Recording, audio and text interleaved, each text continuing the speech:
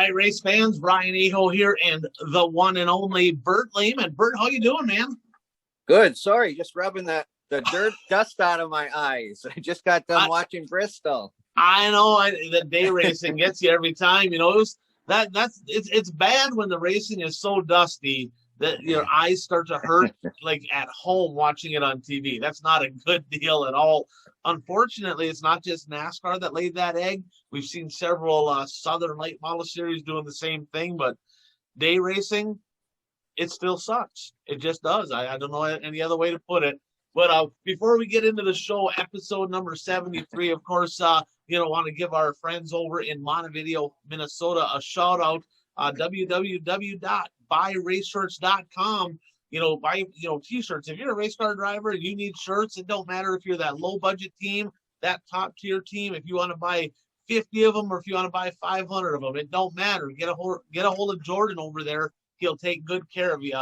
Buyraceshirts.com. So, Bert, let's get into the racing action, and let's not start with NASCAR. I gotta admit, I did watch it. I did. Not all of it. I watched most of the last stage there, but we'll get into some late model racing, right? We'll talk some late models. Sorry, Keith. We're going to start with the late models. We're not starting with your sprint cars. Jeff paid me to do that. So, starting off the World of Outlaws, they were down at the Cherokee Speedway, and this was something they kind of been talking about for a while on the Rock Galt Memorial. It was supposed to be Friday, Saturday.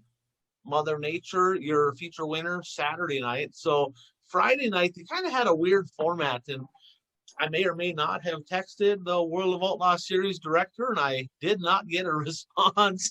I said, do you care to comment on the Oprah Winfrey format here for Friday night? You get a trophy, and you get a trophy, and you get a trophy, and everybody gets a trophy, right? And for those of you that are unfamiliar, you're going, what in the world is he talking about? So they had a World of Outlaw deal, right? It was supposed to be 40 grand. They actually bumped it up 40 grand on Saturday. But night one, they ran qualifying like they do. They run the heat races, and then they split the field. Half the cars go in feature number one. The other half the cars go in feature number two. And I talked to a few fans, and they're like, well, I think that was pretty cool because you get to see more features. And I'm like, I thought it kind of sucked because it's like, I don't know if you even call it winning a feature. And Bert, I'll start with the results, but I want your thoughts on this. So with an asterisk or something there, maybe unofficially, but Brandon Sheppard and Jimmy Owens finally find victory lane. I have a hard time counting it. I guess they call it a feature, but I'm like, I don't know. I mean, if you put that in the win column as they won a feature, well, half the good guys were in the other race. I mean, what's your thoughts on that deal? I think that was stupid. Well, I will say, based on the Brandon Sheppard's interview after that feature, he considers it a feature win. They made a big deal about him winning his first feature of the year. They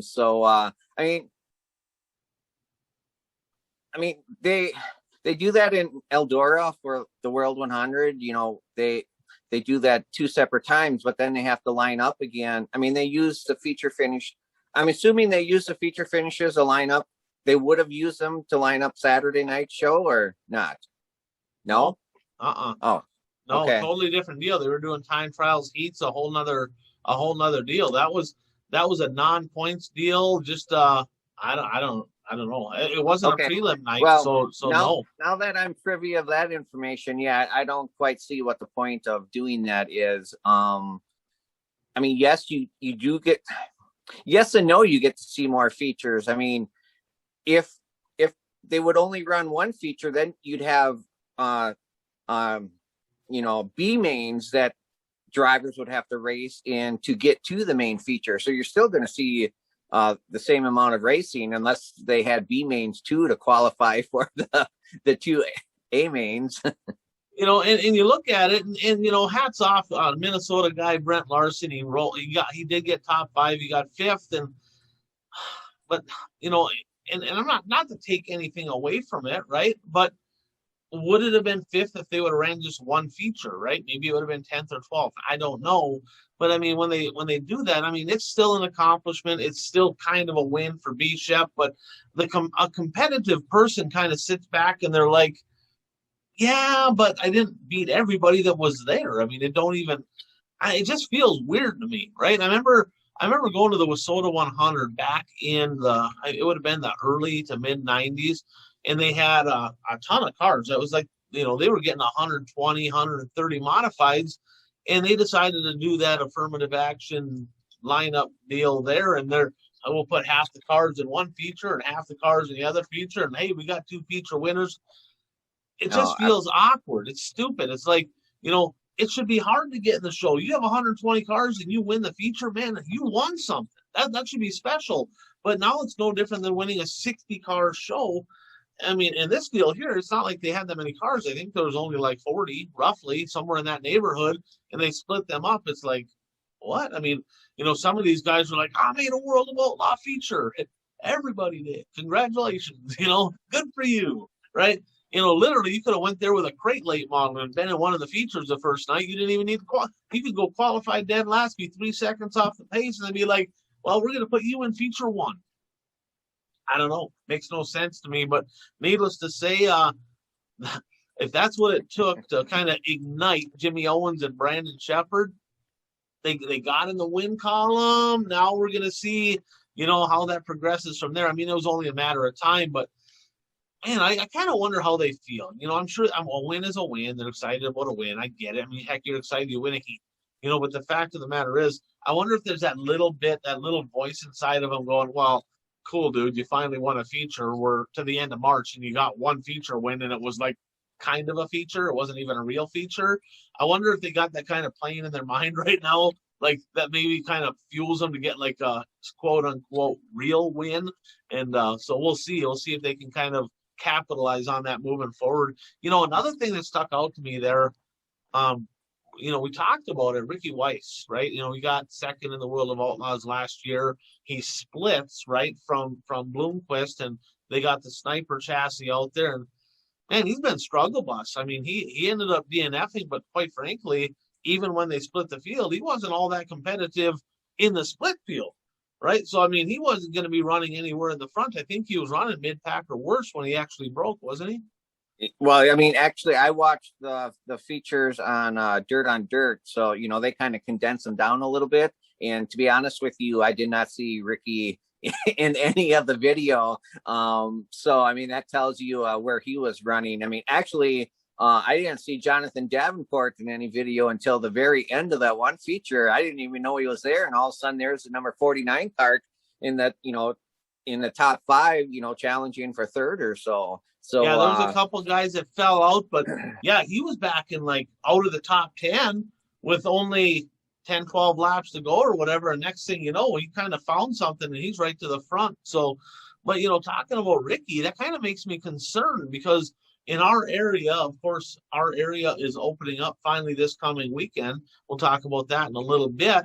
But one of the guys that kind of maybe had a breakout season, so to speak, Jeffrey Massengill, right? He had a hell of a season last year.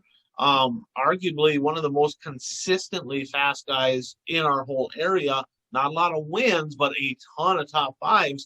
And he raced every big show. Anytime there was a big show on the line, 6M unloaded and performed very well. But that was in a kryptonite. Now they're supposedly going to that sniper chassis. And I'm concerned. I'm like, I ain't seen nothing special out of Ricky Weiss. I mean, if he ain't running well, and Ricky's Ricky. Ricky's like, I mean, he's the man. I mean, he's a hell of a race car driver. And if he ain't got that thing figured out, the guy has to wonder if Massengill's going to have to fight a little bit of a learning curve here. And B, rumor has it Shane Edgington also has one, and he went 6 for 6 last year. So he's going to be supposedly bringing out a car too this year. Man, is there going to be a little bit of a learning curve with them guys? What's your thoughts on that sniper chassis by Weiss? Well, I mean, there'll definitely be a learning curve. I mean, that was one of the fears that I had when I heard the news that Weiss was going to be introducing his own chassis. I mean, several drivers have introduced chassis, but I don't know how much time they put into this chassis, if this was just an off-season thing where they built all these cars, or if they've been planning this for a year and a half, because anytime you introduce something new, there's going to be learning curves. I mean, you may have a really good race and then, follow that up with a really bad race. I mean, you have to learn what the chassis is going to do. And, unfortunately, he's learning on the fly on the national series, which makes it even tougher. And the magnifying glass or the magnifying lens is on him a little bit more. Yeah, there was a lot of question marks. You're like, what's this dude thinking? I mean, the Bloomquist cars kind of had a little bit of an off year, but they've been running pretty good now. I think Bloomer, I mean, what did he end up using the top 5 too, wasn't he? Yeah, he was running third for a good portion of that. Yeah, feature. So I mean, he's been running pretty solid. So now he leaves Team Zero. The Bloomquist cars are starting to run pretty good, and he's out there going, uh-oh, now what? So Sniper might not be the name because you can take, if you're a sniper, you can shoot a long ways. I think the Sniper team needs a little target practice right now, and so we'll find out. I think I'm thinking Jeffrey Massengill is going to be heading down to Cedar Lake, so it'll be interesting to see how that 6M does coming up. So that's enough there on the World of Outlaws. Let's talk. We had a bunch of local guys, Bert. They head down to Humboldt, and they had supposed to be the battle at the Bull Ring a couple weeks ago for the B mods. That was $10,000 to win. And then they had the King of America, and it all kind of got rescheduled to this week. And night one, Mother Nature kind of kicked the tail on a lot of racetracks this past weekend. Like literally we had like no picks left because like everything rained out. So Thursday night canceled, and Friday night they went to racing in a marathon. It ended at like 1:00 in the morning. It was long. They got 200 some cars there, right? And don't get me wrong, I like the USRA stock cars, IMCA stock cars. They're kind of the same deal. I like that class. I mean, that's their version of a super stock. But when you got darn near 100 A mods and B mods, do you really need a third class? I mean, in my opinion, nothing against them, but in my opinion, they could have probably just did without that and said, we're going to have A mod, B mod, and kind of condense the show a little bit. And then add to that, I don't know where they got this idea. I don't think they do it every week, but they had time trials for the USMTS mods, and heck, the track was half wore out before they got to the heat races. I'm not a fan of time trials. So I have a lot of drivers that are good drivers that disagree with me greatly because with time trials, they'd be starting in the front. So, of course, they like time trials, right? But as a fan, there's no value there. There's zero value because, number one, very few people enjoy watching time trials. Number two, it wears out the racetrack. Number three, it puts the fast guys right in the front. So you start looking at that, and it's like, I don't know. I mean, I'm just not a fan. The entertainment value, I feel, is less, but that kind of wore out the track. And I know you didn't get a chance to watch much of any of the stuff from Humboldt, so I'll kind of fill you on what happened, but it was just. Well, I just want to make one point about time trials. I mean, I agree with you that a show with time trials is less entertaining than a show without time trials. Just as an example, when I first started going to the World 100 at Eldora, I mean, that's when they would time trial. Every car would get, they did 2 sets of qualifying time trials, and that's all Friday night show was. You watch time trials, and then, I mean, if more than 120 cars showed up, the cars above 120 raced the non-qualifying races. But now you go to the World 100 and there are no time trials. It's racing. And it's, there's times when I would sit in the stands watching the heat races and stuff. And it's like, we used to come down here and just watch time trials for a full night. This is so much better. Right. Absolutely. And I'm sure, let's be honest, most promoters, serious promoters, kind of get elbowed a little bit by their top drivers. So they probably got kind of talked into it. Their top drivers are like, if we got 100 cars coming to this deal, we don't want to start last and deal with some of the riffraff here. Give us time trials so we can get up front and kind of go on with our business. I know how that game works, right? I mean, I was a racer myself, and I would have been all about time trials when I was racing. I promise you that. Now, I talked about the stock cars there, Bert. Night number one, I said, maybe could have done without them, but man, it was an exciting finish. And I don't know any of these guys, but I do know this. white flag comes out and they're side by side for the lead at the line. They come down the back straightaway, first and second, literally yard sale each other, both get flat tires, yellow flag, third place wins. So it was an exciting finish in the stock cars there. And the USRA stock cars, the USRA B mods, an old late model legend there from Wisconsin, QQ Tony Barr parked that baby in victory lane, really smooth on the bottom. He looked really good in that hot rod. And then in the mod feature, Brooks Strength, he led a big chunk of that race, and I believe he's driving Cade Dillard's car. So that's an MB, and he kind of keeps referencing back to Cade. I think that's Cade's car. But Carlos Amata Jr., I tell you, he came up a little ways, snuck back by him. Well, then on the restart, they had a little bit of a restart there. Brooks Strength gets together with Terry Phillips, and actually they come down into turn one, and Phillips kind of got into him on the restart, kind of slid him high. They come into turn number 3, and Brooks Strength yard sales TP. Needless to say, Strength to the back, right? So that was that. That was in the closing laps. Amata won, TP second, and Tanner Mullins, he came from 14th to 3rd. Sanders got 4th. RTJ got 5th. Derek Ramirez, 23rd to 6th. Now, Dan Ebert, he's one of our local guys, one hell of a race car driver. Of course, we talked about him in the power rankings. He won the King of Dirt in the mods and lates last year. Struggled pretty much in qualifying. Like he always kind of started a little bit deep, and he snuck in on the last lap or second to last lap of the B main, and he went from 21st to 7th in the feature. He had a good run. Now, day number 2, I was going to say night number 2.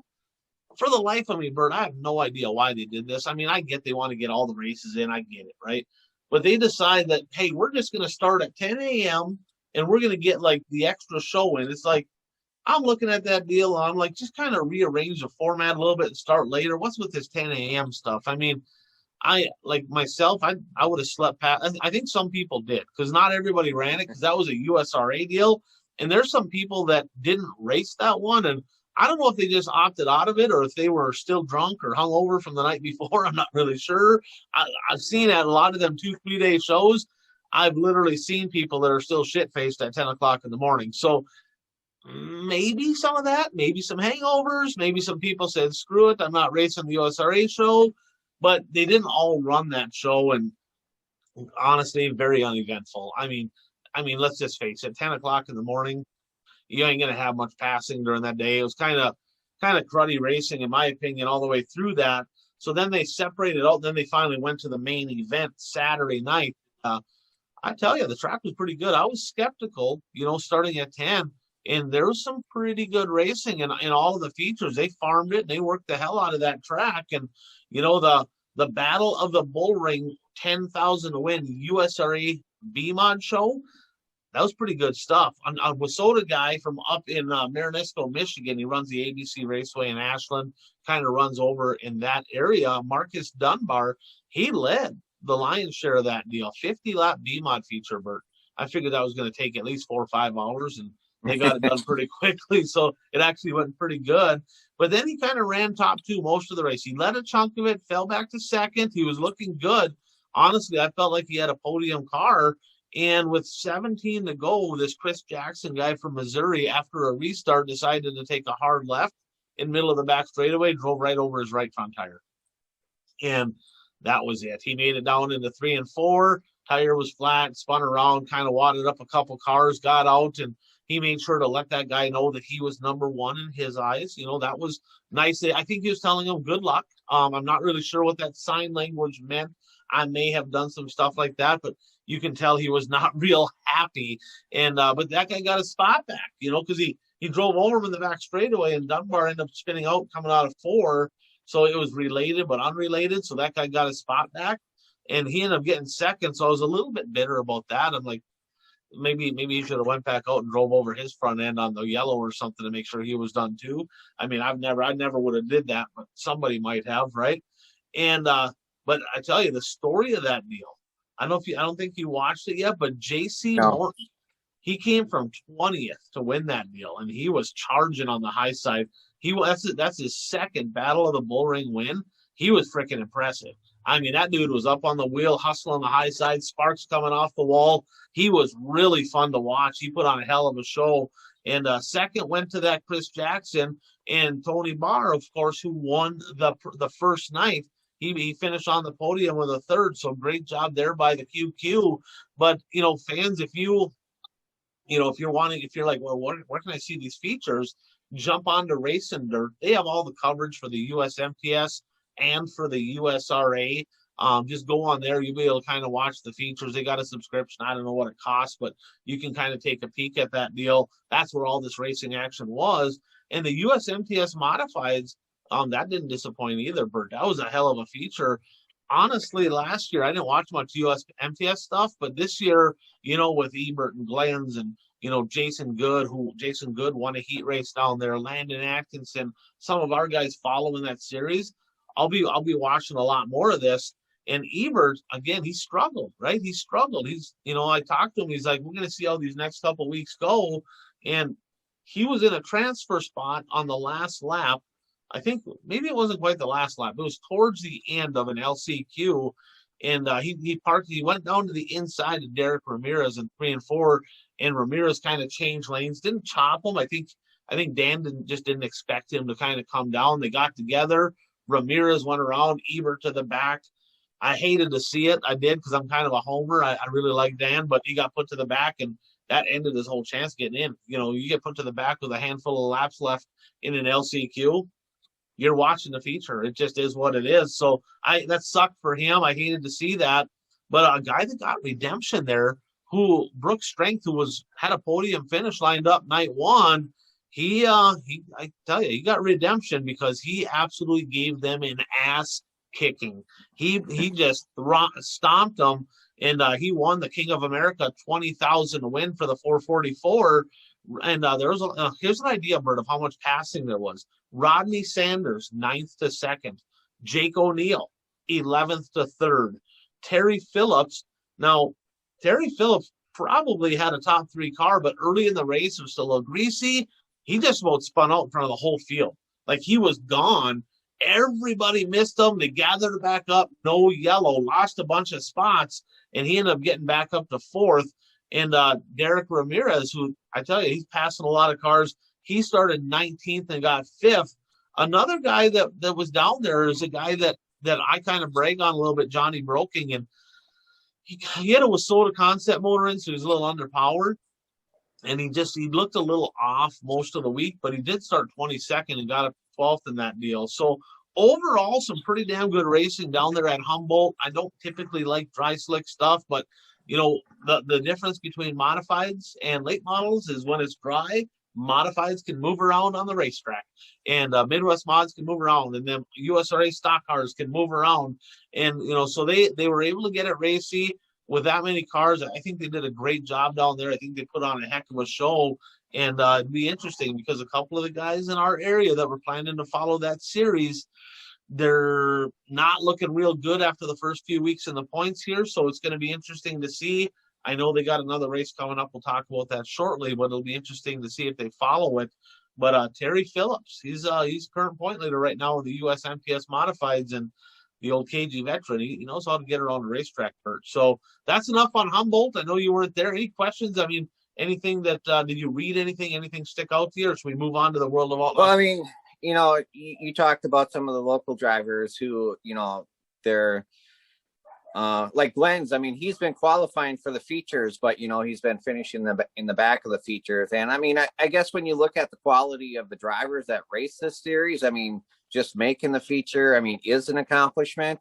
But it's hard to justify following an entire series if you're going to be finishing towards the tail. And I mean, it's not like he has, he's raced mods a lot over the last few years. So, I mean, you have to give him a little bit of time to get accustomed to everything. And, this is a different series that he's racing in. So I'm not ready to give up on him yet. He's doing a really good job on social media, keeping his fans up to date as to what's going on at the races, how he's doing at the races. He posted a TikTok video of them working on the car. He must have got into a little bit of a accident on Friday night, and then part of that video, and I sent a picture to you. He was washing tires in a creek by the racetrack, and I thought that was kind of funny. And you said that's not uncommon for 2-day shows. So, but I'm just a little concerned about if those tires ever get tested. I mean, what chemicals are in that creek? Well, the water wasn't exactly blue. It looked like, I don't know if it was sewer water or if it looked like just swamp water or what it was. I'm looking at that water. It was kind of like green and murky. I'm like, maybe algae on top of it or whatever. I'm like, yuck, gross, But yeah, we used to do that. I remember down at several specials, multi-day shows, we're scrubbing the tires, finding a pond or doing what we had to do to get them clean. And, I figured he'd just be bolting new ones on every night. I didn't even figure he'd be scrubbing. I'm kind of surprised by that, but he actually won a heat down there, and his car didn't look good. It looked a little tight on entry. Looked flat. Like if you watch the '89X, which sharp looking car, kind of a retro theme there. Somebody said Miami Vice looking deal, kind of had that retro deal, but his car looks a little flatter, right? It kind of a little tight in. Doesn't seem to lunge off the corner like some of them cars, and you see some of them USMTS cars. They're rocked up on that left rear. The nose is in the ground, and his car's a little flatter, so I don't think they quite found it yet, but he's a talented driver. Plus, right now, the shows are a little bit skewed, right? Because most places ain't open, so you're getting way more cars at these shows than you're going to get probably through the heart of the season. I mean, I can't picture most of the season having 90 cars at their shows. I just don't see that happening, especially once all the other tracks open up. So that'll change things as well. But we're going to continue to keep an eye on those guys and see if we can maybe get them guys up in the top 5 at some point here. Ebert, out of all the guys in our area, Ebert has looked the best. Little sluggish from like the beginning parts of the race, but towards the end of the race, he's always kind of finding himself there. Of course, he didn't make the show in the last one, but he's passed a lot of cars. He started deep, so it'll be interesting to see how the 60 car can do this coming week. So, Keith, we didn't forget about you, buddy. We're going to get into the world of Outlaw sprint cars. And again, Friday night, none of us got our picks right. Mother Nature is the winner on Friday night. But on Saturday, they had the Jason Johnson Classic at the Lake Ozark Speedway. And, oh, man, I tell you, I always say I like a track with character. That track had some character. It was not smooth dry. There was no chance of taking rubber. It was cowboy up. In fact, it was so rough, right? The track was so rough that when they were doing the drivers' introductions, they actually announced single file restarts only for safety reasons because the track was too rough. I'm like, all right, that's interesting. And it was pretty exciting. Now, I know you watched at least the highlights on that deal. What stuck out to you at the Jason Johnson Classic? Well, I mean, you're correct. I mean, the track was rough. It's not too often you see a rough track for sprint cars. And if you watch this feature, you understand why. Because, I mean, a rough track really upsets yes, a dirt late model may jump up in the air and be off the ground, all 4 tires off the ground. But these sprint cars are really, it's a little dicey when they're racing on a rough track. And Jacob Allen, he bicycled early in the race. And then I don't know how many laps later, maybe two or three. He flipped. He ran the exact same line and flipped. I mean, the exact same line that he bicycled only a couple laps earlier, and then he flipped the second time. I've been saying this for a long time. You don't need big brains to run a sprint car. You need big balls to run a sprint car. So, yeah, when you go through the same hole twice, right, and then roll over the second time, that's on you, right? I mean, because he just about rolled the first time. He bicycled good and kind of gathered it back up, and it wasn't so lucky the next time, needless to say. I mean, you got to have some big cojones to run them sprint cars because you don't lift. I mean, you're on the pump for sure. And, I figured that would have been a track for like a Sheldon Hoddenchild to either wreck or destroy shit or maybe win, but he didn't do either one of those. And the first 3-time winner for the World of Outlaws series in 2021, I don't want to brag. No, yes, I do. Yes, I do, because you and I both picked this one right, Bert, right? So we both got this one right. The big cat Brad Sweet parked it in Victory Lane. So I don't know how to say it without saying it, but you and I were the only 2 out of the 5 to get a pick right this week. I'm just saying, right? So, and now we're sprint car experts. Yeah, we're sorry, Keith. Kind of got bumped to the side just a little bit. In fact, we're going to talk about his picks in just a little bit here. He's due, but man, oh man. So Logan Schuhart second, and yeah. So needless to say, great racing action. I actually had in my text message, or in my text here that we did not pick Schuhart. We picked Sweet, so we got that down. So Brad Sweet parking in Victory Lane and is obviously the reigning World of Outlaw champion, I think back-to-back years, and he's leading the points again. So I tell you, that blue, white, and yellow 49, that's like my colors. That car's just sweet. It's fast, and I'm looking forward to seeing him win a bunch of races this year. So that was some pretty exciting stuff for the World of Outlaws. Kind of a bummer, that first night rained out, but they got the second night in nonetheless. So we got some sprint car action. And let's jump into what we were watching right before we jumped on here. So I'm just going to put it this way.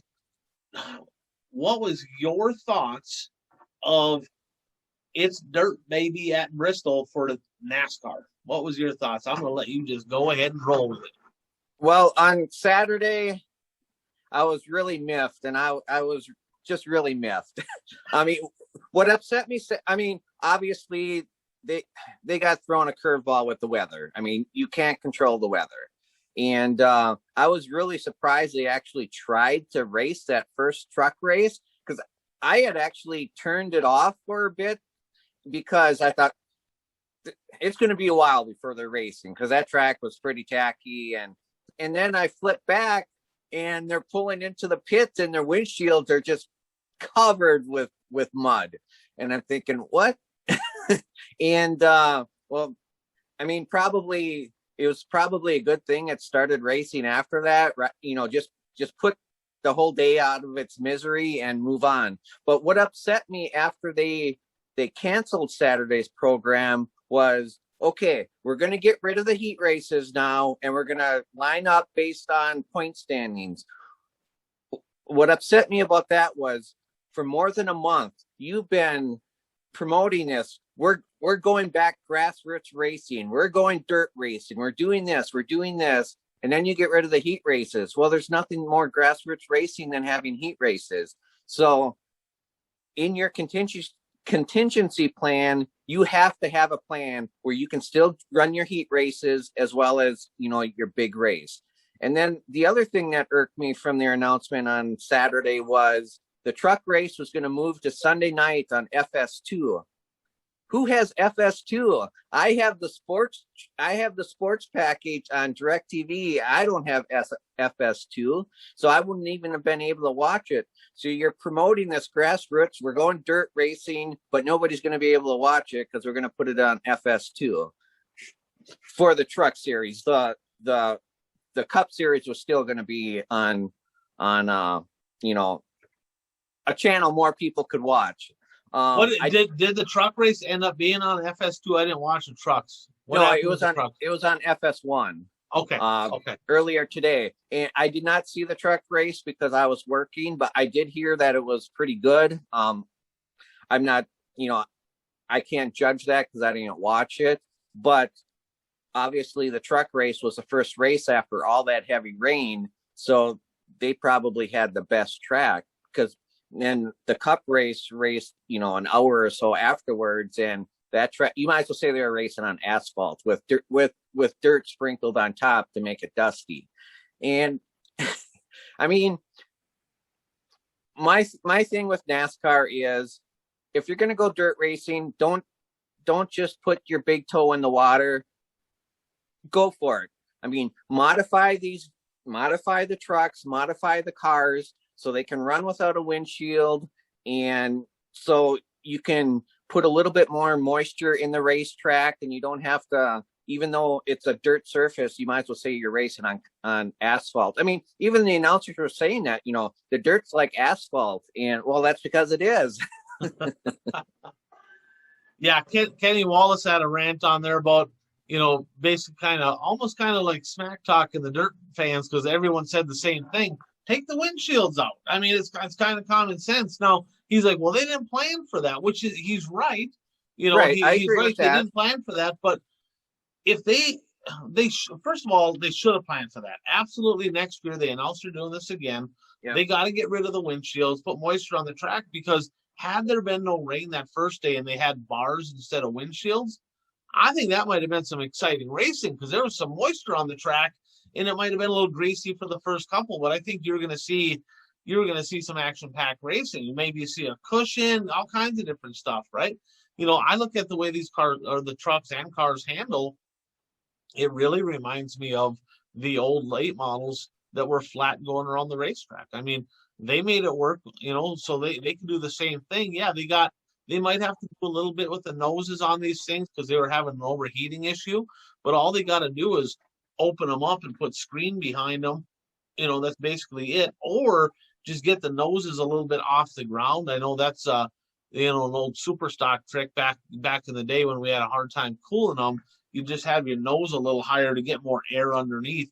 So they might have to work on that a little bit. But man, the fact that they had windshields in, that was just a head scratcher to me. I honestly had no idea that they were going to do that.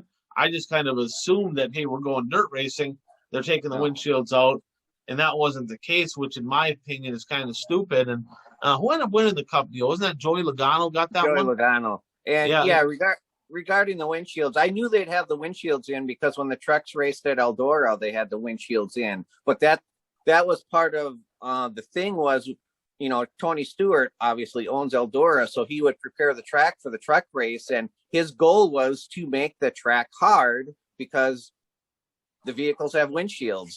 But I mean, if you're gonna stick your toe into the dirt racing, stick your whole foot in and let's do this. Don't do it half-assed. Exactly. And here's the thing is there's a lot of tracks that like to prepare their track hard because top tier drivers like a dry slick track because it kind of separates, right? It's easier for a top tier driver to win when the track's slippery because they're better on it. Well, as a fan, I'm telling you right now that I would literally rather not watch racing than watch bone dry slick racing, right? I was gonna say something else, but I'll just leave it at that because it's irritating. All they got to do is look online, right? Look at any of the message boards, look at Facebook, look at Twitter, look at all that. When there's a track that's got some character, some attitude, a little bit of chop, a little bit of traction, doesn't have to be monsoon swamp, right? But just has some attitude to it. That's when the best, most entertaining races happen, period, by far, right? And when the track is black top to bottom and marbly and dusty and nobody can see, that's what everybody's bitching about it. Well, hello, right? If you're a track promoter, you know what the fans want. Give them what they want. The drivers are going to bitch regardless, okay? If it's dry, slick, and hard on tires, they're crying that it's one lane and rubbered up, right? Or it's marbly and you can't pass. They're going to bitch if it's choppy and a little bit of attitude to it. We're race car drivers. We bitch. That's what we do. It just is what it is. So your goal best not be able to, you're not trying to make the race car driver happy because that ain't going to happen. Okay. That's out of the equation. Your job is the entertainment business. So you need to provide the most entertaining form of racing, which is a track with a little character. And proof of that, Bert, is our next topic was Florence. Now, did you jump on Flo? Did you watch the feature at Florence? Yeah. Before we get to Florence, I have one more thing. Sure. And don't run the race in the daytime. Run it at night. I mean, Bristol has lights.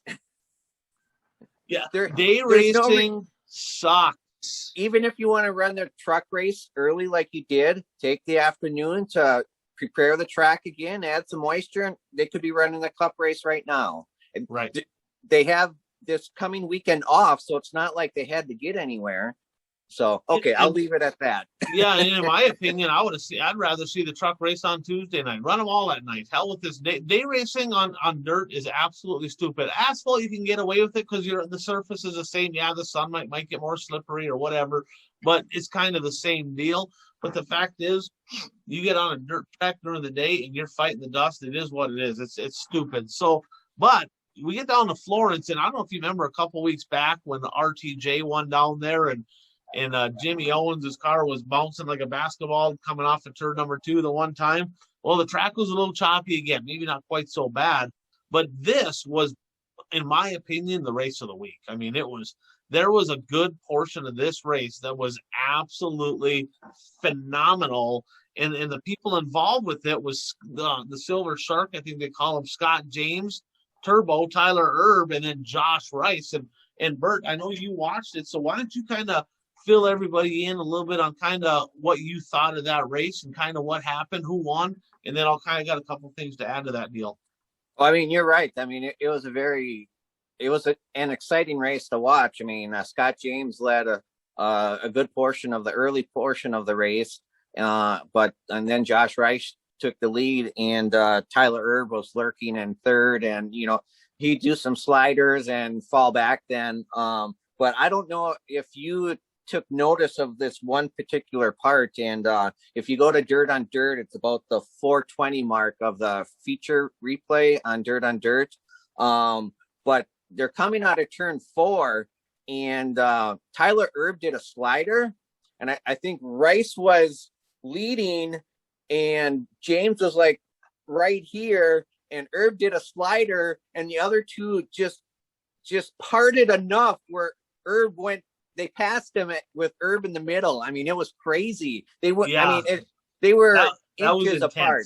That was intense. When that happened, I'm like, how did they not all get wrecked and into the fence? I'm like, I just shook my head, and I had to go back and rewatch it.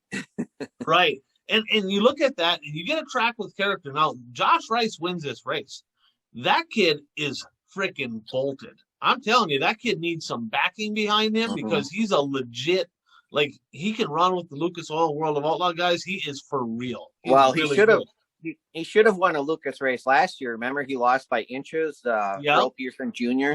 I do, and he should have probably won the first Florence race. He was in second at the time and broke. So that kid is absolutely lights out fast.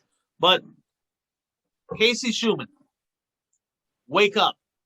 Period. Wake up. If you know Casey, make sure that you let him know that I said that he needs to get his head out of his ass. Okay? Because the fact that Tyler Erb is still like on this indefinite suspension from World Racing Group is the most idiotic thing I have ever seen in my entire life. It's stupid. What he did at the USA Nationals was wrong. I've seen a hell of a lot worse. Okay? But the fact is, I don't care if you like him or you hate him. That dude sells tickets. He is fun to watch. And the fact that he was dicing it up and chucking them sliders back and forth, like, that race was flat out entertaining. And if you're the World of Outlaws, you want him at your racetrack because if you're promoting that he's coming, more people are watching, period. So you got to get over this whole, like, I'm mad at him. I don't care. Like, whatever. You got to get past that, right? The World Racing Group, the Hell Tour, right? All that, they need him back because there's a lot. He can't run the UMP Summer Nationals either because that's WRG. So the fact is, they got to get over this deal. Like, he's got to be able to be anywhere, anytime because I'm telling you, he is flat out entertaining, and I'm looking forward to seeing him again this weekend, and we'll talk about that in a sec. Now, another race we picked, Bert, the Thaw Brawl. Mother Nature kicked that one's tail too. Sounds like they maybe could have raced, but he didn't want to fight against the weather. They rescheduled that one a couple weeks out. So, but that, in my opinion, the race of the week. If you haven't watched it, race fans, if you haven't, jump on Dirt. Do yourself a favor, or go to Flow. Right? You can just because Dirt on Dirt. If you have Dirt, you have Flow. If you have Dirt on Dirt, you have Flow. It's the same deal, right? I would prefer to go to Flow. Because then you can watch like the whole feature, right? They don't kind of condense it and all that. If you only have a short window of time, just watch the replay and they kind of condense that out a little bit. like if you watch them during your lunch break. Yeah, exactly. So if you watch them during work, your boss might not like that very much. So, but either way, do yourself a favor, watch that race. It was a really entertaining race, and there was a good chunk of that race through the middle that you really had no idea who was going to win. I mean, it got pretty dicey. So I I've seen a couple races there. That Florence Speedway is somewhere I got to get down to. It's got a little attitude, Well, but it looks like it's a pretty racy joint. Actually, the Florence race on Dirt and Dirt was the complete race. It was 40 minutes long, and I looked at that. How can 40 laps be 40 minutes long? But then all the cautions were in it, all the cleanup was in it. So it just depends. I mean, some of the races they condense down, and some of them they don't. Really big track, 60-second lap times. Just kidding. That must be like a 3/8 deal. Like a medium-sized 3/8 in our area. I don't even know what I'd compare it to. Maybe a Granite City size, something like that. It's a little bit flatter. It's not. It's smaller. I was just than gonna say it's kind of a flat track. It's not a lot of banking. I would say that reminds me of Granite City Motor Park down in Sauk Rapids, Minnesota. Excited about that place. They got a lot of exciting stuff happening down there that we'll be talking about sooner rather than later. But let's take a look ahead, right? Let's take a look ahead, and obviously they canceled night one of the Castrol Flow. What is it? The Flow Night in America. But Wednesday, right? Which is I'm posting this probably. What's Monday right now? We're doing the show. We'll be posting this on Tuesday, so y'all can watch this on Wednesday night. Night number one of that deal, they're going to be at the Tri-City Speedway, Granite City, Illinois. And I tell you, there was some good racing there at the end of last year, too. We saw that doubleheader. I think it was the MLRA cars were there where we watched that, and some good racing there. And night number one, and I'm excited, not necessarily for just the race, but I'm excited for the broadcast, like how they do it, because this is the Dirt on Dirt crew, the Flow crew, and like this is that they're putting it together, right? This is the Dirt on Dirt crew putting this together. So they're going to have a little bit different broadcast, and they're kind of going all out. So I'm excited about that. But let's talk picks, okay? Because where we're at right now in the standings, okay, rounding out the top 5 out of 5, I'm just saying, is my buddy Keith. He's our sprint car expert. And he's batting 100 on not getting any right, so he's still got the goose egg going on. All right, now Jeff, who's our late model expert, and Pete, who's kind of well rounded and kind of gives us a little bit on everything. They're both tied at 2, and Bert, you got 3. You're kind of batting in that number 2 spot right now, and I don't need to say it. I just like winning, and I'm leading right now, so. Kind of plan on keeping it that way. I'm just saying. And I got 4 wins. I don't got a very big lead, though. I'm really good at picking drivers that don't even show up to the race. I've done that a time or two. Otherwise, I might have a few more. But tight battle, 4-3, 2-2, and 0 right now. And let's go with our first pick of this week at the Tri-City Speedway. Bert, who do you got? Oh, he's on a hot streak now. He won a feature. I'm going to go with Brandon Shepard. I tell you, he's tough at home. And I'm going to take I'm taking Bobby Pierce. That place tends to get a little bit of a cushion on top. And I tell you, if he gets a little bit of a cushion up there, Bobby Pierce could be the guy to beat. And I know that Pete, he took Brandon Shepard as well. Jeff, he's going kind of with a local guy, Frank Heckenass Jr., and Keith has taken Turbo to win there on Wednesday night. So that's that night. Now we're going to get into the World of Outlaw sprint cars here. They're racing Friday, Saturday down in Peebly, Missouri at the I-55 Speedway. I think it's a Federated Auto Parts I-55 Speedway is what it is. And just to let you know, of course, that Castrol that night the one we talked about, you'll be able to see that on Flow Racing. That's Wednesday night. The World of Outlaw sprint cars, of course, that's on Dirt Vision. And that's a double header, 10 grand to win each night. Bert, you go ahead. Who do you got? He's going to extend his streak, and I'm going to take Brad Sweet for the first night. Okay, how about the second night? I will take Schuhart. All right, so he's got Brad Sweet, Logan Schuhart. I'm just going to, I may have learned something here from Pete. We're going to see how it works. I'm picking the same guy for both. I'll take the big cat, Brad Sweet, to win both of them. He is the point leader. Pete is actually taking David Gravel. He's been impressive. He's picking him to win both nights.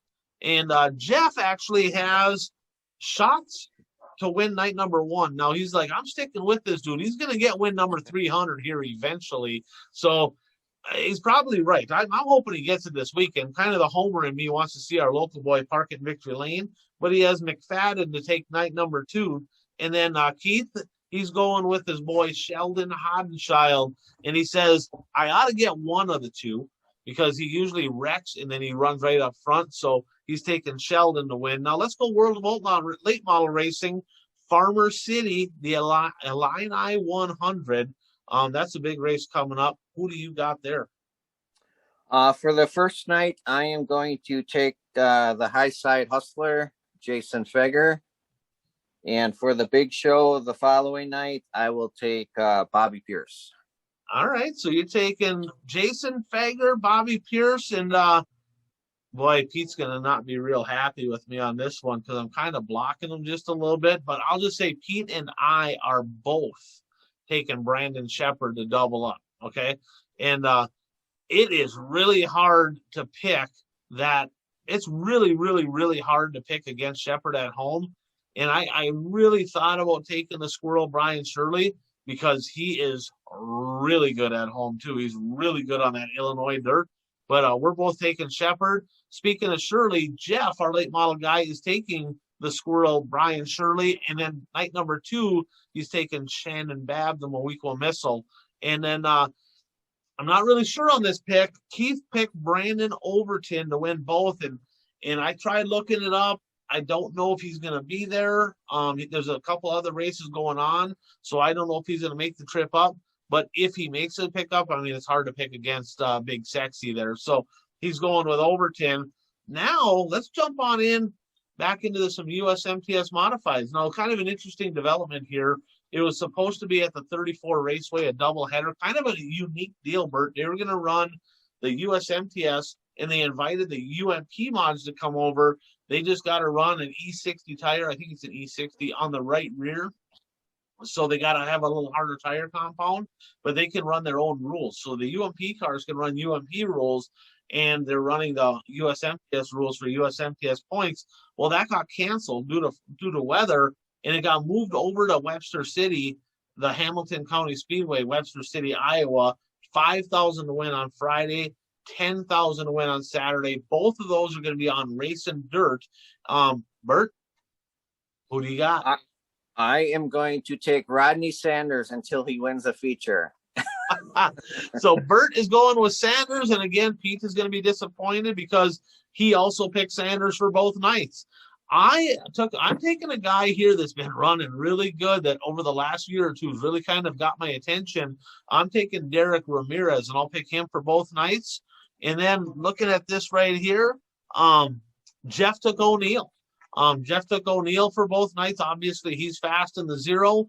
And Keith is going with the homer pick. He's going with Dan Ebert. He figured he's due to park that baby in Victory Lane. So that's our picks for the Hamilton County Speedway. Now, another race that we're not doing picks for that quite honestly, I was just kind of searching, kind of seeing what's going on, is they're starting the Schaefer Spring National is starting out this weekend as well, Bert. Friday and Saturday night. And I didn't realize that they got some money on the line for these shows. They're actually some big paying shows. I looked at the schedule. I'm like, this could be interesting. You could see some of them regional guys down there, maybe a Madden, right? Maybe an Overton, maybe somebody like that deciding to follow this series. It'll be interesting to see what's going on. But Friday night, I don't know how to say this. It's Wythe, Wythe maybe? The Wythe Raceway? I think it's Withy. Withy? Okay, we'll go with Withy. He's the journalist here.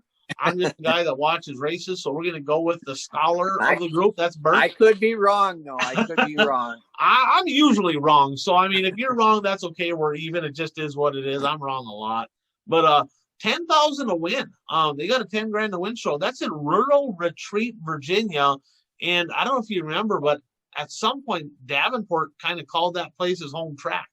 So Jonathan Davenport is scheduled. He's going there. He's not going to run the World of Outlaw.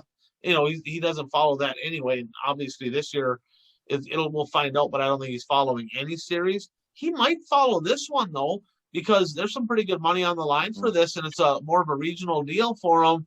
But Friday on Flow, but Davenport is scheduled to attend. It'll be interesting to see. I haven't done enough research.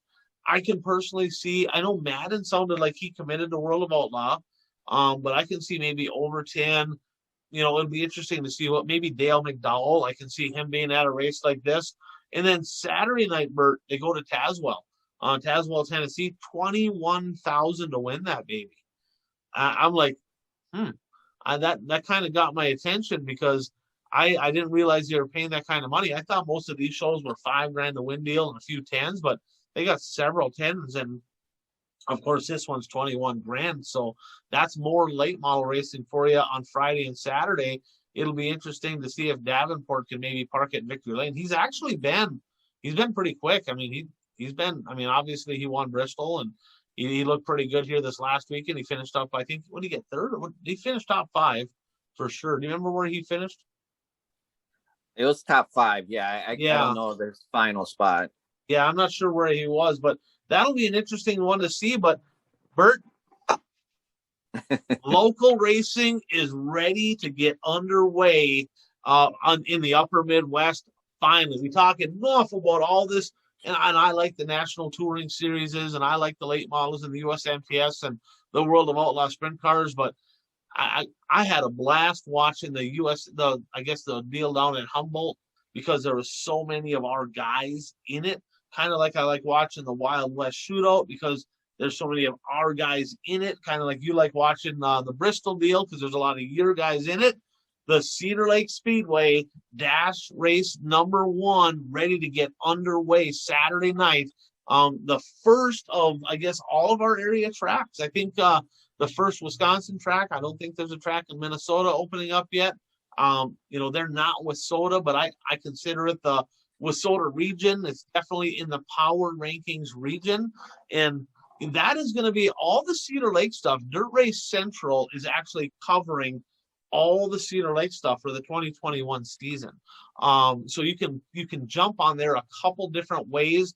You can go to watchdrc.tv or watchfye.tv. It's the same thing.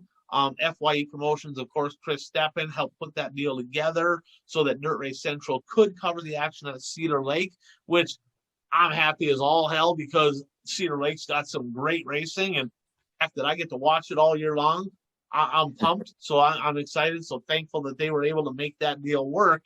But let's talk a little bit about this, right? Because we know the guys that we typically watch in that area. When you talk late model racing, one guy came to mind last year at the Cedar Lake Speedway. Bert, who stood out in the late models at the Cedar Lake Speedway? Well, for me, the X Factor. I was wondering where you're going with this. Yeah, I mean, it seemed like he was always in victory lane at Cedar Lake Speedway, especially in the big shows. It was, and now here's the deal. Of course, he's not going to be there. Right? So Glenn's is going to be running at Webster City for USMTS points. So there was one other guy that when, a couple nights he missed because I don't know if he missed many nights at Cedar, but he missed a few nights at the end of the year because his car was wadded up. But who's the guy that gave Glenn's the most fits in 2020? Well, that would be Giassi, right? Yep. So there you go. So we're on the same page. The GG Express, Glenn's and Giassi. Now, Giassi's got to be the favorite to win a lot of races at Cedar Lake. Another guy that he started late, ran a limited schedule last year, AJ Demel. I feel like he's going to kind of be reinvigorated. That's a guy right there that I can see him running well. Of course, Jake Radetsky. There's a guy that, he had motor issues, ended up selling his car, had some life issues last year. He's going to be hungry. The Hermantown Hammer, Daryl Nelson. I'm excited to see that. Of course, they got a full field of modifies and super stocks and they call them pro stocks, but Midwest mods. And, they got a full field. I think they got traditional sprints, but if you had to pick right now, and I don't even know who's all going to be there, early season deal. Sometimes people stay home the first week because of weather or, car ain't ready, but I'm throwing it out there. I'm going with Giassi. He likes to get off to a fast start. Who are you picking? I'll agree with you. I'll go with GFC also. And I mean, you're talking about drivers being reinvigorated for the upcoming season. I think every late model driver in the area is going to be, because now they're aware that there are power rankings that they could be on. So that could make a big difference. I'm just saying, and well, we'll go into that. Let's talk about the last lap now, right? So we're into the last lap, and I'm going to skip right on down to that. So the power rankings last year, of course, we posted the top 10 regional late models, which was Wissota, Tri-State, Dirt Kings, kind of that whole area, Cedar Lake, which would be kind of open, not necessarily open, but I wouldn't call it. It was NASCAR, but I think it's just non-sanctioned now. That's kind of that area. But we're actually doing a power rankings show weekly. It's going to air every single Wednesday. And that's going to be for the regional late model stuff, right? All of Wisconsin and Minnesota, the Dakotas, the whole Wissota area.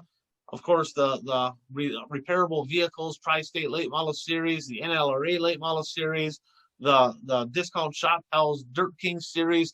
That's all going to play a factor into our late model power rankings.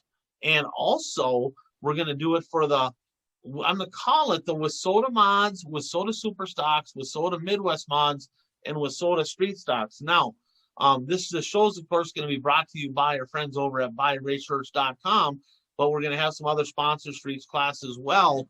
But I'm just going to go ahead and say this right here on the show. Cedar Lake and Jim Falls are both Wissota area, right? Most of the guys that race at those two tracks also race Wissota stuff. So just so everybody knows, because people are going to be going, well, why are you counting those? I'm counting the Cedar Lake and Jim Falls stuff as part of the power rankings for this group, okay? So if you see like Daryl Nelson that runs Superior, Cedar Lake, and Proctor, Cedar Lake is going to weigh in on his results. Same thing with the late models, because all the late model guys over there, they run Cedar Lake right on a Saturday. And so I'm counting those two tracks on that. So that way nobody has any miscommunication there. Now, we're going to be starting out. It's going to be following. I'm doing the show right after Cedar Lake, and I know not everybody's going to be there. I kind of have our preseason top 10 already picked out, but it may play a factor in Cedar because our first show is going to come on right after that one. So if you want your name in that top 10, get your butt to Cedar Lake and get your butt in the top 3, and we'll make sure that you get up there, right? Make some noise, so to speak. So a little bit of news in the late model stuff. This is a guy that kind of had an interesting season last year. Shane Edgington from up in the Winnipeg area. Rumor has it he's actually going to come down to the States here in a couple weeks, and he plans on staying. If they don't open the borders, he's just going to, he got it all worked out that he can come over. He just can't go back and forth because then you got to quarantine for the 2 weeks and all that. But if the borders don't open, it sounds like he's going to stay in the U.S. and he's going to follow a full set of Wissota late model racing. I'm guessing running for the national championship, the NLRA. Of course, he was runner up in 2019. And last year, this dude went 6 for 6. So limited schedule, but 100% wins. So, man, I tell you, I had him out of the top 10, Bert, on the preseason power rankings because I just didn't think he was going to race much. But I'm feeling like I might have to kind of rethink that. I'm sliding him up into the top 10, but I got a question for you. And I know you don't watch that region a lot. You're going to watch more of it this year. But with him coming in, he's going to be racing against Dustin Strand and Brad Sang on a weekly basis a lot, right? Now, by him coming over, I promise you, he's taking some wins from them guys. Yeah, I was just thinking the same thing. I mean, that could impact. So do I fade Strand just a little bit? I'm not going to tell everybody where I got everybody placed right now, but him coming over. I don't think you can do it until he actually proves that he's going to be taking wins away from those guys. Well, I think he proved it the last time he ran down there. Well, right. So I tell you, he's a guy and he's going to be hungry. Dustin, right? He races the NLRA deal. that's basically what he races for, because he has commitments to his customers and whatnot. But Edgington ain't going to do that. I guarantee you're going to see Edgington racing Thursdays, Fridays, Saturdays, and Sundays. So I would argue that maybe he goes ahead of everybody. I don't know. We're going to find out. Stay tuned, right? Because that's a guy right there that he's going to win races and he's hungry. Now, the question mark is if he's running that new sniper, is that going to be an advantage, a disadvantage? That's all rumors right now, speculation on if that's what he has, but that's what the rumor mill has. So Shane Edgington to run a full schedule here in 2021, that excites me. I'm excited to see that hell of a race car driver.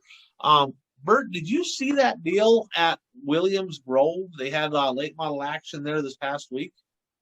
Yes, I did see the rollover. Brian, I don't know, how do you pronounce his last name? Bernheisel.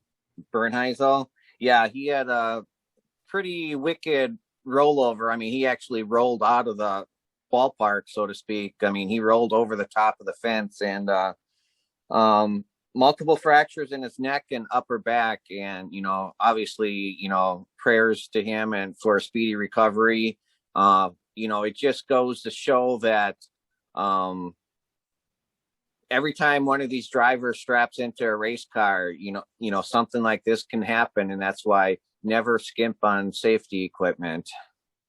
Yeah, definitely prayers to him. I sounds like he had fractured neck and back, and he's pretty beat up from that deal. And I kind of read up on it a little bit.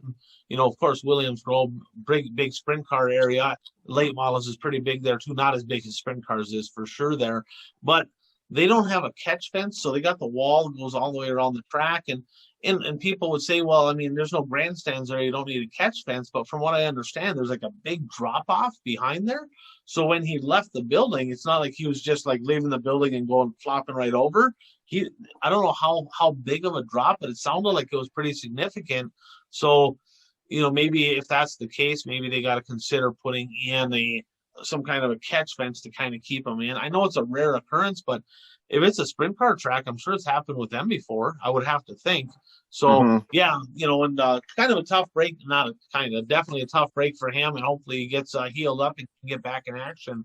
Now, I'm going to jump over and I'm going to come back to you, but there was a lot of drama on the 2020 page about the structural buildings Wissota Late Model Challenge Series, and with they had a show that was scheduled for May 29th up at the North Central Speedway in Brainerd. Of course, the night before that, the 28th, they're in Princeton, and there was some excitement. Late models coming back to Brainerd. It fell within the mile radius, of course, for Hibbing. Hibbing was in a tough spot because they already dropped 3 classes for another track. So it's like, well, we can't just drop another one. So needless to say, somehow it all got worked out, and Brainerd canceled their Challenge Series show, but Rice Lake has now picked that up. So there is still going to be a Challenge Series show on the 29th. It's going to be Friday. This is Memorial Day weekend. So Friday, that's going to be at Princeton. Saturday, they're going to go to Rice Lake. And then Sunday, they have off. So I'm hoping, knock on wood, I guess I don't even know if they're racing. I'm going to knock on wood, they go to Proctor. I don't know if Proctor's racing that weekend or not because of the specials going on. But then Monday, they're down at Granite City for a Challenge Series race, Granite City Motor Park. So news there for the late model fans. The show that was canceled has been replaced. So people like Jeffrey Massengill that's going to follow the Challenge Series, he still has a Saturday night track to race at. Otherwise, he would have been in Hibbing, which I'm a homer. It's always good to see him at the home track, but now he can race for some money. So that's good there. Speaking of racing for money, Eastern Wisconsin made a big announcement this week. Bert, what you got? Yeah, I alluded to this, I don't know, probably a month or more than a month ago, that there was going to be a big late model special at Shawano Speedway, and details were finally finalized over the past week. And it's exciting for Eastern Wisconsin. An anonymous donor has donated $10,000 to the late model purse on what day is that? July 31st. It's a late model special at Shawano. So it's going to be 5,000 to win, and then the other 5,000 is going to be split throughout the field. I believe it's 300 to start. And, so I'm excited about that. Unfortunately, it's not a perfect world. Unfortunately, that is a Wissota Challenge Series race at Rice Lake. And, they're in Superior the night before, then the Challenge Series goes to Rice Lake. So it's not an ideal date, but the person who is putting the money, who is donating, putting the $10,000 extra into the late model purse, this is Racing for a Reason night at Shawano Speedway. This will be the 11th year of Racing for a Reason, and he wanted to donate that to Racing for a Reason night. He wanted to make Racing for a Reason more special. And Plymouth, the other late model track in eastern Wisconsin, is not racing that night. So, most of the Plymouth late model should be coming up to Shawano, I would hope. And, even though it's the same night as the Challenge Series race, there should still be, I'm hoping, 30 late models at Shawano when you get the Plymouth cars there. You may get a couple of stragglers from the western side of the state that, if they're not following Wissota Challenge Series points. But I'm excited, but yet I wish it was a different date, but, I understand it's for Racing for a Reason. I mean, Racing for a Reason has raised $170,000 over the past 10 years. And all the money is donated to, towards fighting children's cancer. And last year, I believe it was $18,000 was raised last year. There's a lot of silent auctions, bucket drops, and stuff like that. So, you do a diecast for that? You do a die? Yeah. I did. Have you let the cat out of the bag yet? Who it is, or not yet? Not yet. Maybe I'll unveil that on our show when I get to that point. I know which one I'm going to do. I'm just not ready to announce it yet. Okay. Yeah.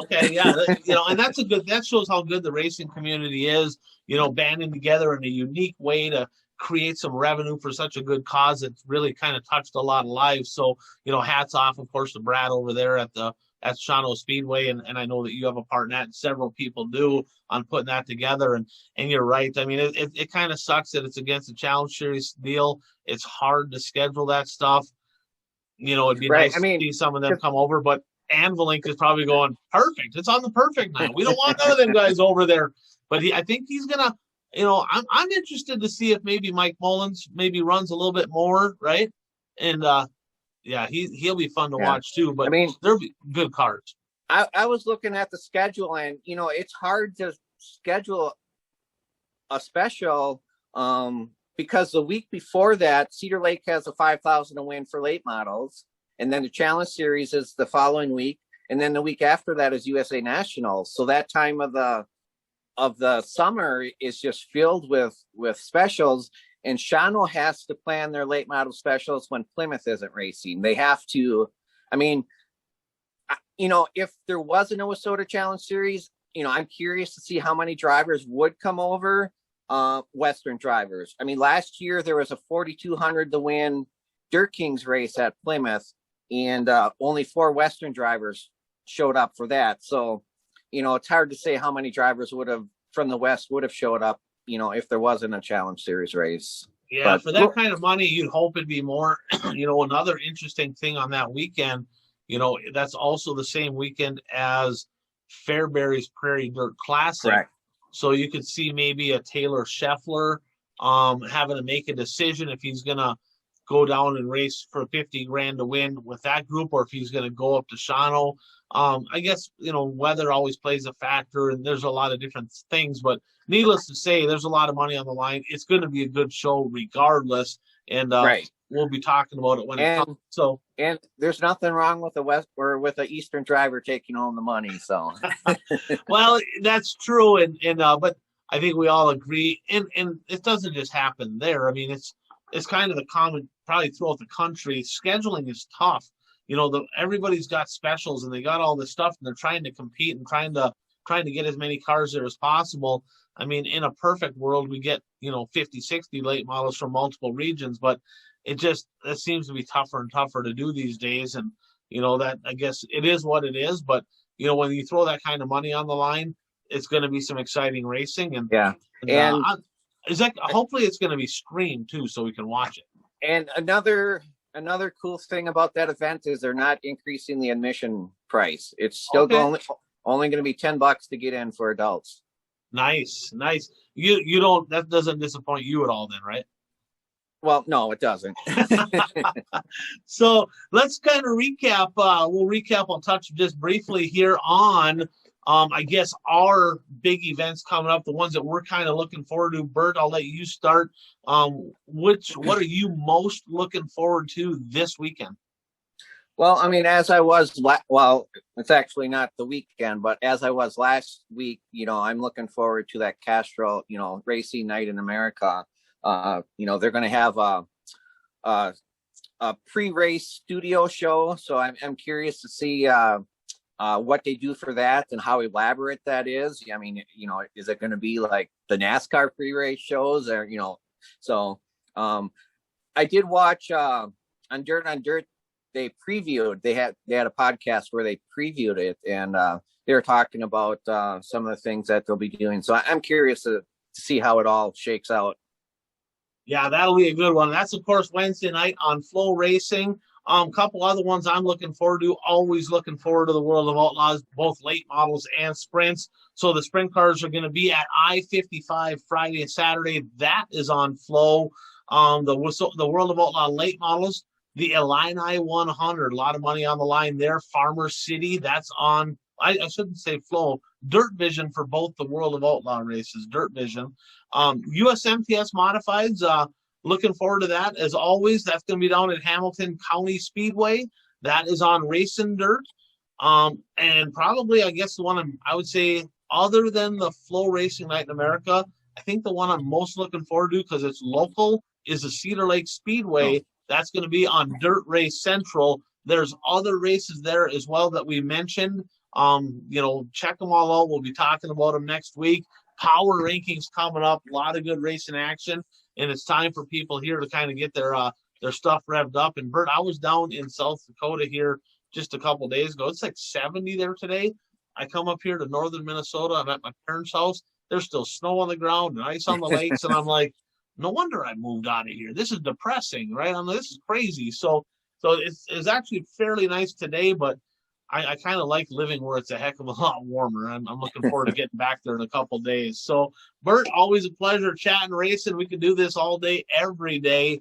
And race fans, thanks for tuning in. Hopefully you enjoyed episode number 73. And as Puka always says, go out there and be your dream. I'm Ryan Aho. That's the Bert Lehman. Thanks for tuning in to the One to Go Show.